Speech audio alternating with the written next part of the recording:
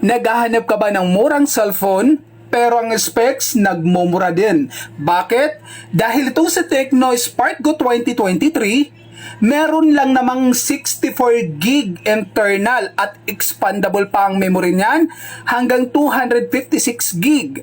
Yan yung bibilhin yung memory card at ang default na RAM nito ay 4 gig plus upgradable po siya na may dagdag na 3 gig RAM. Saan ka pa? Naka 7 gig RAM ka na sa halagang 3,799. Hindi ba't ang mura na? Tingnan nyo naman yung design niya. Iisipin mo bang halagang 3,799 lang yan? Hindi ba't parang ang sosyalin ng dating?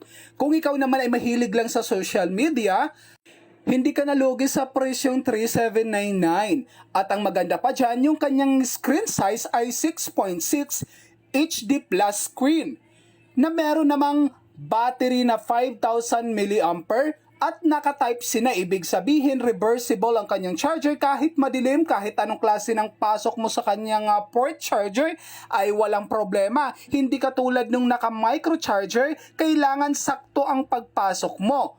At ang maganda pa dito, 13 megapixel ang kanyang camera, ibig sabihin malinaw na po.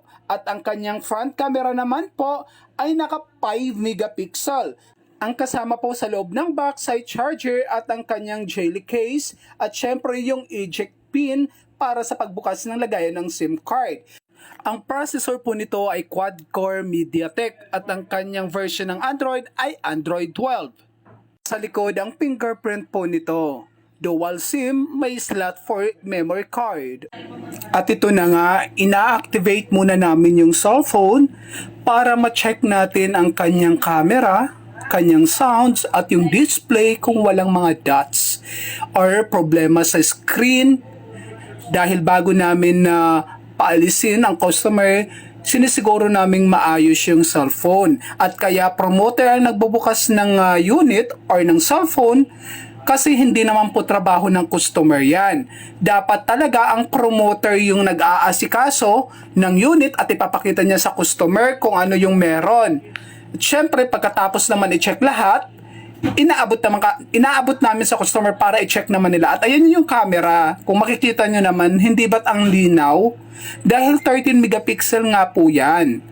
At yung front naman ay 5 megapixel. Ang maganda pa dyan, may flash. Hindi siya screen flash, kundi meron talaga siyang built-in na flash for camera sa front. Hindi ba't panalo, guys?